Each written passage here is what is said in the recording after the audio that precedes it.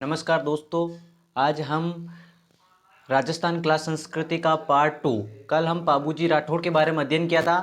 आज बाबा रामदेव जी के बारे में अध्ययन करेंगे। 5-7 मिनट में आपको मैं बाबा रामदेव जी के बारे में संपूर्ण जानकारी दे दूंगा, जो कि पशुचर परीक्षा के लिए महत्वपूर्ण है। यानी बाबा रामदेव जी, इनका जन्म स्थान उंडू कश्मीर गाँव है, तहसील बाड़मेर और उंडू कश्मीर तहसील बाड़मेर में इनका जन्म होता है। पत्नी का नाम है नेतल दे, जो सूरजमल सोडा की क्या थी, पुत्री थी। इसके बाद में माताजी का नाम मैणा देही, पिताजी का नाम अजमाल जी, जो कि पोखरण के क्या थे, सामंत थे।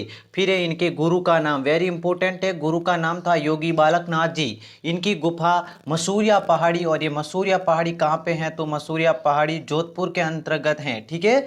इसके बाद में माता का नाम मैणा दी बता दिया, पिताजी का नाम अजमाल जी पोखरण के थे, इनके पत्नी का नाम नेतल दी, जो कि सूरजमल सोडा की पुत्री थी। गुरु का नाम योगी बालकनाथ जी, और इनकी गुफा मसूरिया पहाड़ी पर स्थित है, और मसूरिया पहाड़ी जोधपुर में है। ठीक है। इनका उपनाम, इनको हम रामसा पीर के नाम से जानते हैं, पीरों के पीर के नाम से जानते हैं, और रोणे चेरा श्याम और रोणे चेरा धनी आदि नामों से इनको जाना जाता है। रामदेव जी ने 24 वाणिया ग्रंथ लिखा, जिसे हड़बू जी का जिसमें हड़बू जी का वर्णन किया। यानी रामदेव जी ने 24 वाणियाँ एक ग्रंथ लिखा था, जिसमें हड़बू जी का वर्णन किया है। रामदेव जी का मेला में 13 ताली नृत्य किया जाता है, और 13 ताली नृत्य कामड़ जाति की महिलाओं द्वारा किया जाता है। कामड़ पंथ में वैवाहित जो विवाह हो चुकी महिलाओं द्वारा किया जाता है, जिसमें 13 मंजीरे बांध कर किया जाता है, 4 हाथ में और 9 पैरों में बांधा जाता है। ये 13 ताली नृत्य, जब नृत्य वाला टॉपिक आएगा तो इसको मैं डिटेल से आपको पढ़ाऊंगा। यानी रामदेव जो है, ये 13 ताली नृत्य है, जो पाली जिला है, वहाँ के एक महिलाओं द्वारा इस नृत्य में विशेष ख्याति प्राप्त है। 13 ताली नृत्य में, जिसमें है ना 13 मंजीरे होते हैं, 9 तो पैर में बांधे जाते हैं और 4 हाथों पे बांधा जाता है, जो कामड़ जाति की महिलाओं द्वारा किया जाता है। फिर रामदेव जी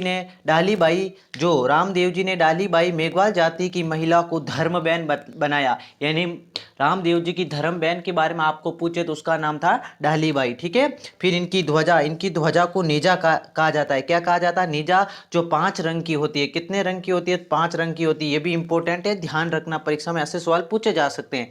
फिर है मेला भाद्र शुक्ल द्वितीया को, यानी भादवा की बीज को इनका मेला भरता है। भाद्र शुक्ल द्वितीया से एकादशी तक रूणीचा जैसलमेर में भरा जाता है। इनके मंदिर में पगलिये पूजे जाते हैं। यानी इनके मंदिर में क्या पूजे जाते हैं? पगलिये की पूजा की जाती है। मेघवाल भक्त रखिया कहलाते हैं। जो मेघवाल भक्त होते हैं ना, वो क्या कहलाते हैं? रखिया कहलाता है।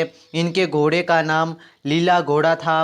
रामदेव जी ने पर्चा बावड़ी, यानी रामदेवरा में एक पर्चा बावड़ी है, यानी भाद्रपद शुक्ल एकादशी को इन्होंने जीवित समाधि ली थी।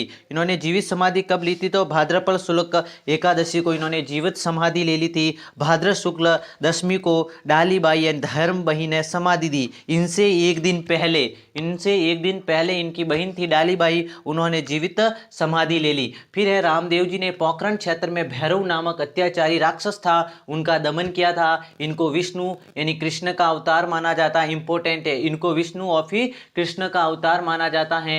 रामदेव जी ने सामाजिक भेदभाव को कम करने तथा सांप्रदायिक सौंदर्य को बढ़ाने का प्रयास किया। इन्होंने जो समाज में छुआछूत वगैरह होता है ना, उनका इन्होंने दमन किया। और इसके बाद में इनके प्रमुख मंदिर कहाँ पर हैं? तो रूणेचा जैसलमेर में इनका प्रसिद्ध मंदिर है। फिर पोखरण जैसलमेर में, मसूरिया पहाड़ी, मैंने पहले ही बताया था मसूरिया पहाड़ी कहाँ पे? जोधपुर में। तो इस जोधपुर में इनका प्रसिद्ध मंदिर है। हल्दीना अलवर में है। और छोटा रामदेवरा गुजरात में है। कहाँ पे है छोटा रामदेवरा? गुजरात में।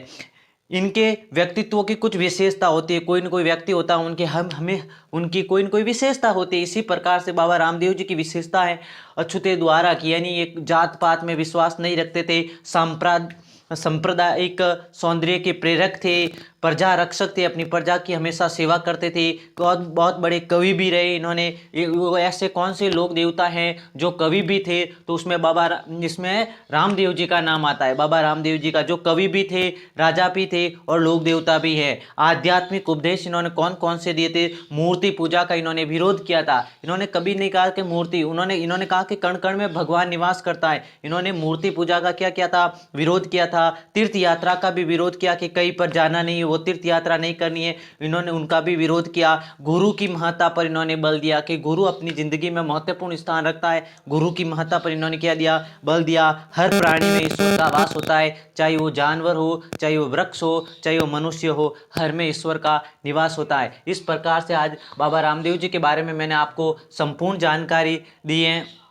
उम्मीद करता हूँ कि वीडियो बेहतर लगा होगा। कल हम तेजा जी महाराज के बारे में अध्ययन करेंगे पार्ट 3 में। इसी प्रकार से आप बने रहिए। एक स्क्रीनशॉट ले लीजिए ताकि आपको समस्या नहीं होगी।